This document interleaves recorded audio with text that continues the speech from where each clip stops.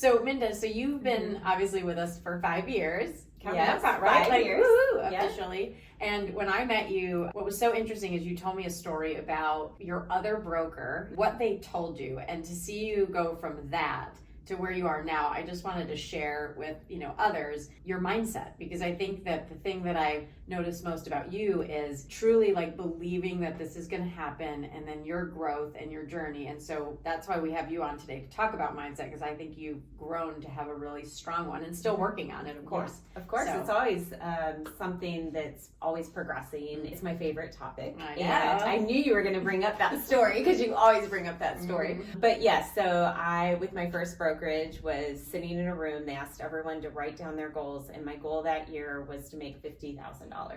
And I was told that was a very lofty goal.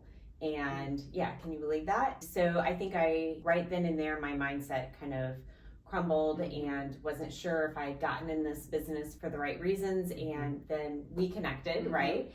And you did the opposite. You were think bigger, think beyond, way beyond. So it didn't happen overnight.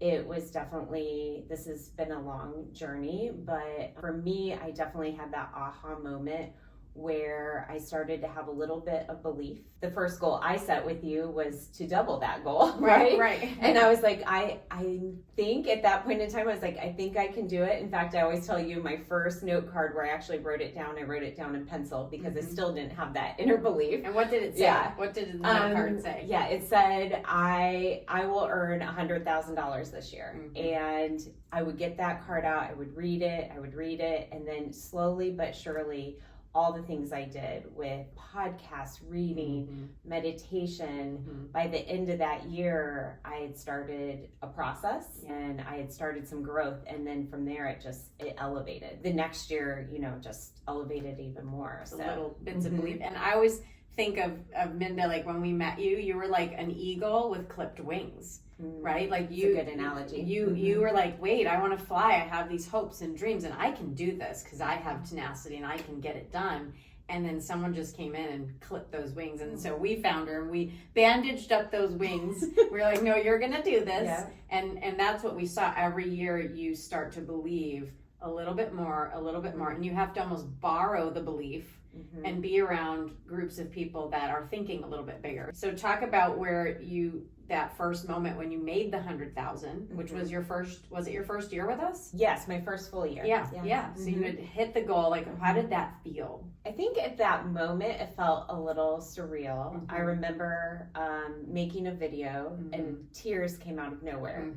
And then you don't cry often. No, I don't. So it was very emotional. But then from that point, it grew so steady and fast. Like I almost just sprinted from that point on, because at that point it had this confidence and this sense of I wasn't worried anymore about the how. I was just focused on the end result. Like I knew I was going to get there. Even when there were down times, I never found myself mentally getting down because I would stay in my practices.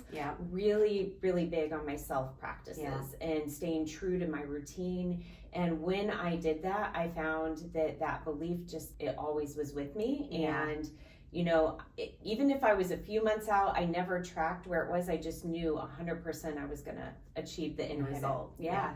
Which is exciting and complete opposite from where I started. Yeah. So. And it helps you become even a better agent. I feel like watching you grow, it's like you went from, the clipped wing, like we talked about, to, I have some belief. Now I have momentum. So there's like that agent ascension model that we kind of look at, and it's like you were in momentum and selling 50 homes a year and multiple hundreds of thousands of dollars, which is insane to think about, right? Becoming even a breadwinner, which is a weird dynamic, right? And you've got the best husband who like cheers her on and a big cheerleader, but now you then went through a transition where it was like, okay, well, I hit the money goal.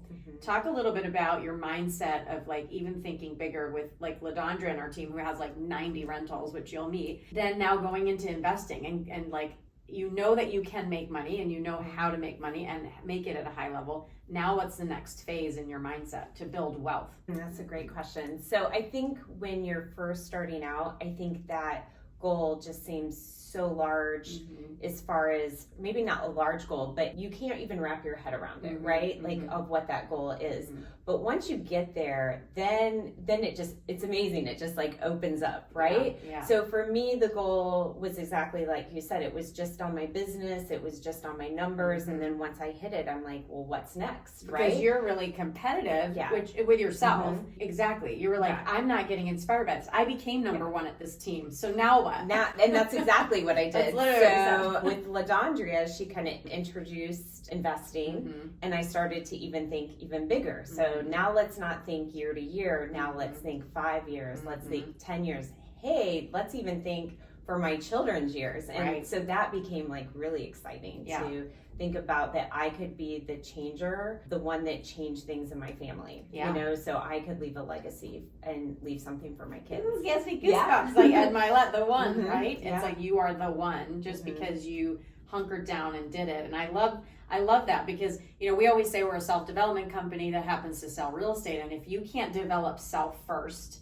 and grow in your own path first, you can't help others. And now I'm so proud of Minda because she was asked from EXP Realty, our brokerage, to be like the face of our buyer representation agreements and our processes and teaching presentation. So talk about that. Like, did you ever believe that you would be like the one teaching now 90,000 agents how to do buyer rep agreements? No. Again, that's that thinking, like thinking bigger. And I have to say, I even was just having a conversation with my husband the other night that when you get to that mentality, all of a sudden the confidence comes with it, right? And you get to the level and you start to accomplish all the things you want to accomplish, but now what? You want to give back. And so it was never a part of my plan, but it's amazing that the opportunity presented itself to be able to now share the empowerment that I was given to empower others to have that. And so that one day they can, you know, accomplish their goals and what they're trying to achieve. It's passing that baton. Like I always like just believe for me too, I hit a ceiling, got the rewards, got the number ones, and okay, that's great. It doesn't fill your cup anymore. And you're like, now what do I do? Because I have money and I have success that other people think is success, but it doesn't still fill you up every day because I'm still motivated and driven. So are you. Now what's next? And so I think for me, I always go, what is possible? Now it's not like, can I achieve that? Now it's like, what is possible in my growth? And this is just the next phase. And you become a better agent, mentor, leader when you're teaching others. Like that is truly what's next. When you can say, I was taught this, I'm going to pass the baton. Now you get to go do the same thing with that knowledge. And I hope I get to do that. You were doing it now. You gave it to me. And I've always told you, like, you gave me more than a gift of learning real estate and a skill set in real estate. Like, you gave me this gift of, it's as simple as dream bigger. And you did bandage my wings and help me to fly. So I'm so thankful. Yay, so thankful. Yeah. Well, I'm so thankful for you, your leadership, your friendship. It means the world to me. So I can't wait for you all to meet Minda if you decide to join our team. But this is a product of being around the right people that are growth minded, and growth to me is everything. If I'm not growing, I'm dying. And so I'm just excited to see what's next, and I know it's going to be amazing things. And thank you for continuing to grow. Thank you. All right. Thanks. See ya. Bye everyone.